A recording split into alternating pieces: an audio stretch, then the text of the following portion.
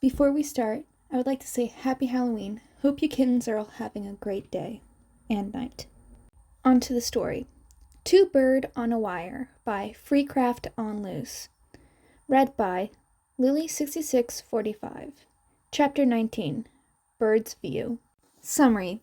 Izuku and Keigo observe the festival below as they keep the school safe and clear from intruders or any unwanted visitors.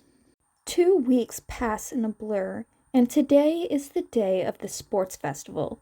Izuku and Keigo may not be joining in the event, but Nezu had asked them both to join the security team.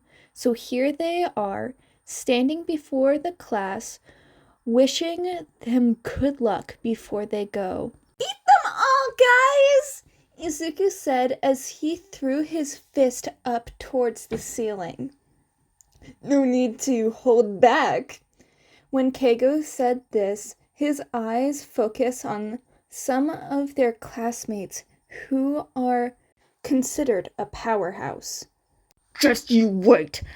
I'll beat the shit out of the two of you after I win this stupid tournament," Kachan loudly exclaimed.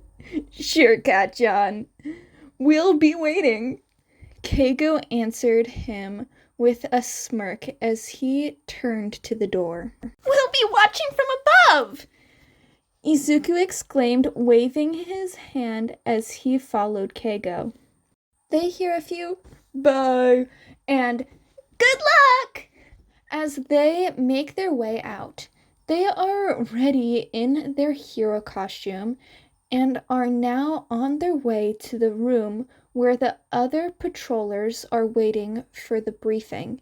Nezu has briefed them before and asked them not to just look out at UA, but also the city, since most of the heroes will be attending the festival.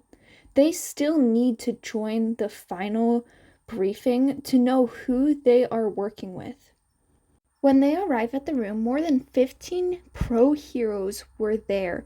Among them were 2 limelight heroes that are the hot topic this month, Mountain Lady and Kamui Woods. However, the twins aren't interested in that.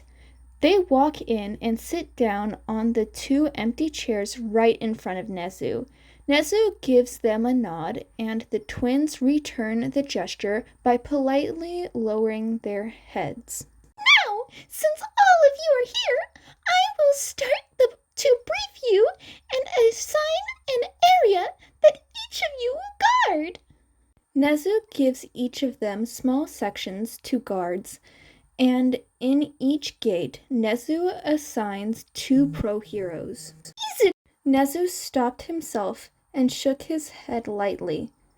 "Will it be correct to assume your code name will be the same?"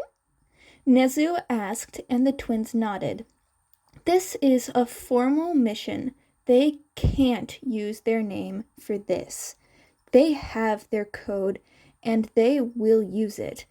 The name is already stuck on them. Furthermore, they have obtained that name through countless battles. With their life on the line, they will never let it go.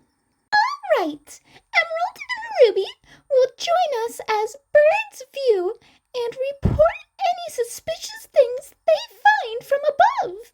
Nezu finished assigning their area and looking through the potential team. Keigo is sure they all have so many questions, but they seem to hold it back for now. Maybe they will ask it directly to them when it's time for rest. If that is their plan, then too bad. Izuku and Keigo are already planning to join the class at lunch. "If there is no question, please go to your station. The audience will start to come soon." With Nezu's final comment, they all move. Watching the festival live from above really is interesting. They could see all the setup, They were also happy to be able to observe their classmates use their quirks in more practical ways. Well, Izuku is happy. Keigo just has a little interest. Not as much as Izuku did. Keigo is sure Izuku will spend a whole notebook after this to write down everything he found from this event. The opening ceremony begins with Uncle Zashi's enthusiastic greetings and Shota's bored ones, followed by Midnight and Uncle Bro as the main hosts on the field.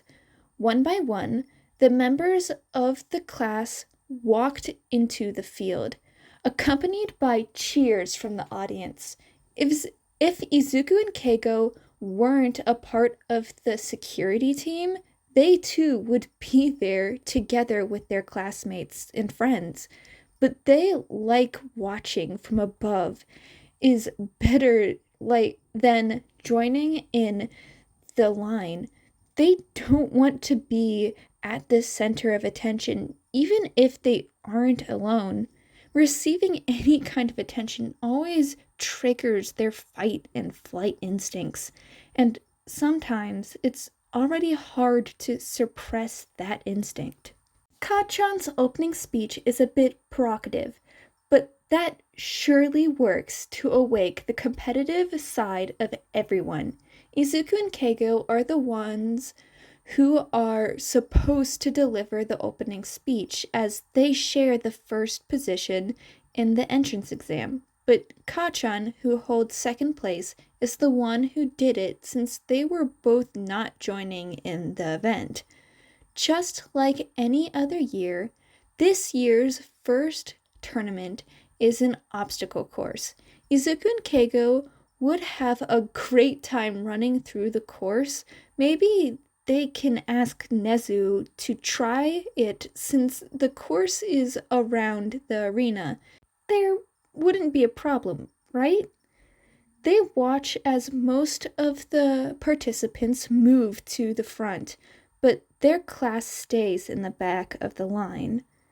Nice choice, Keigo commented as they both focus their eyes on the festival below and use their feathers for surveillance. Yep, the starting line itself is the first obstacle, Izuku said in agreement as the countdown began. Once the count hit 0, ice shot from the back of the line, freezing almost all of them in place. Keigo whistles as they both see Todoroki and the rest of the class, who would keep up running into the course, followed by the other students who were able to free themselves or weren't trapped in the first place.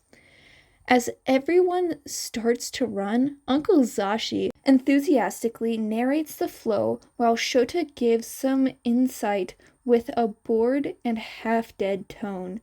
Now and again. But Shota's uncooperativeness seems to not be much of a hindrance for Uncle Zashi, as he keeps the audience hype up. Not too long after, only in 15 minutes, they have their first and second place. Kachan being the first and Todoroki being the second, with only a few seconds apart. Izuku can't help but bounce his hands. The obstacle course looks so tempting with the 0-pointer as its second obstacle, and minefield as its final obstacle. Keiko too wants to try it, but he is more calm than Izuku in nature. Calm down, Zu. We can ask Nezu and Shota later. Even if we can't use this one, I'm sure we can use the one in the gym. But Kay, they have a minefield! Izuku exclaimed, gesturing to the said minefield in the distance. I know, Zu, I know. We can ask May to make some glitter grenade, and I can throw it at you while you run. Hey!